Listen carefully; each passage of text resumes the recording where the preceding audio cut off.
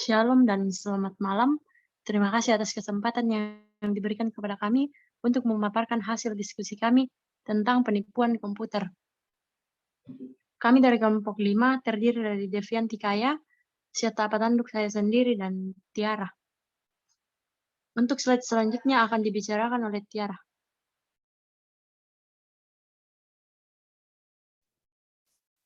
Baik, ada 4 jenis ancaman sistem informasi akuntansi yang dihadapi oleh sebuah perusahaan.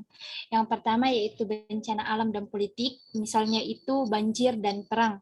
Kemudian yang kedua, kesalahan perangkat lunak dan kegagalan fungsi peralatan, misalnya itu kegagalan perangkat keras. Kemudian yang ketiga, tindakan yang tidak diharapkan. Contohnya ini yaitu kecelakaan yang disebabkan oleh kelalaian manusia.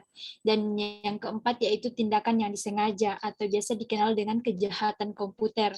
Misalnya itu sabotase, juga termasuk korupsi dan juga penipuan komputer sesuai dengan materi kita pada saat ini. Lanjut.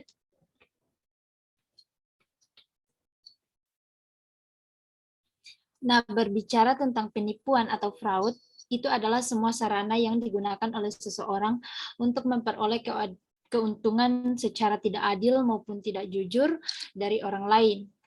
Nah, di sini ada 4 jenis-jenis penipuan. Yang pertama yaitu korupsi, seperti yang kita sering dengar. Kemudian yang kedua yaitu penipuan investasi.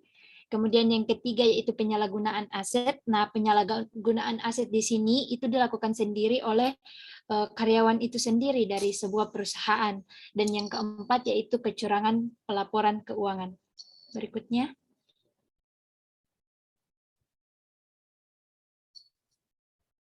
Nah, ini adalah 7 tanggung jawab auditor untuk dalam mendeteksi penipuan menurut Statement on Auditing Standar nomor 99, di mana mensyaratkan seorang auditor untuk yang pertama memahami penipuan. Maksudnya itu auditor harus paham bagaimana dan mengapa penipuan itu terjadi. Kemudian yang kedua, para auditor itu harus mendiskusikan risiko salah saji kecurangan yang material. Maksudnya, mereka harus mendiskusikan bagaimana dan di mana laporan keuangan rentan terhadap penipuan. Kemudian yang ketiga yaitu memperoleh informasi melalui mengumpulkan bukti-bukti, baik bukti tertulis maupun melalui wawancara. Kemudian yang keempat yaitu bukti yang mereka dapatkan, mereka harus mengidentifikasi, menilai, dan merespon risikonya.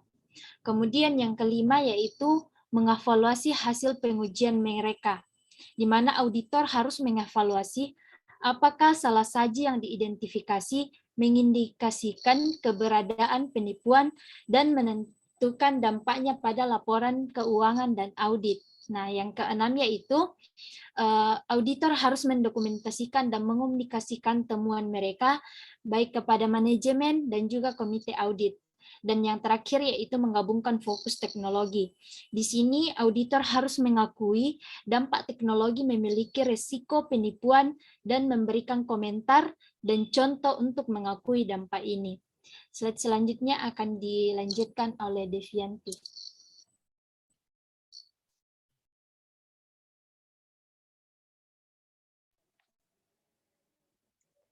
Pelaku penipuan adalah orang-orang yang lebih mudah, orang yang memiliki pengalaman dan kemampuan dalam komputer.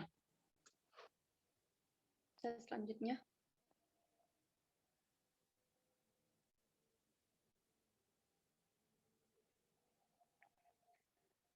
Alasan seseorang melakukan penipuan. Yang pertama, tekanan. Dorongan atau motivasi seseorang untuk melakukan penipuan yang disebabkan oleh faktor keuangan, emosional, dan gaya hidup. Yang kedua, kesempatan. Kesempatan adalah kondisi atau sesuatu yang memungkinkan seseorang atau organisasi untuk melakukan dan menyembunyikan tindakan yang tidak jujur dan mengubahnya menjadi keuntungan pribadi yang disebabkan oleh pengendalian internal dan faktor-faktor lainnya. Yang ketiga, rasionalisasi adalah alasan yang digunakan para pelaku penipuan untuk membenarkan perilaku ilegal mereka. Selanjutnya.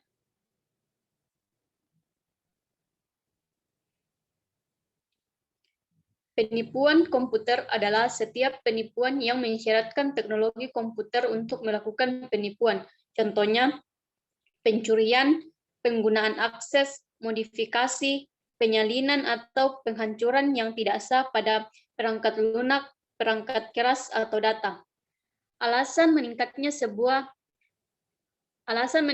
penipuan komputer. Yang pertama, tidak semua orang sependapat dengan apa yang termasuk penipuan komputer. Yang kedua, banyak contoh penipuan komputer tidak terdeteksi. Yang ketiga, persentase penipuan yang tinggi tidak dilaporkan.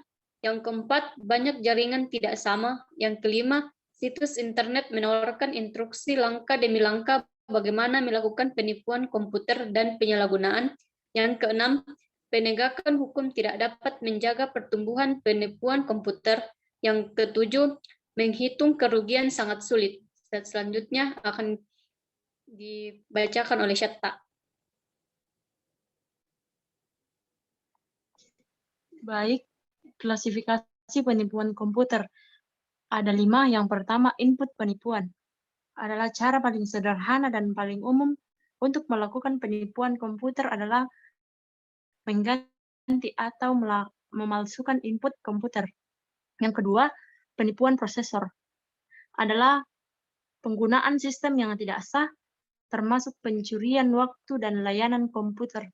Yang ketiga, penipuan instruksi komputer, yaitu termasuk merusak perangkat lunak perusahaan, menyalin perangkat lunak secara ilegal, menggunakan perangkat lunak dengan cara yang tidak sah.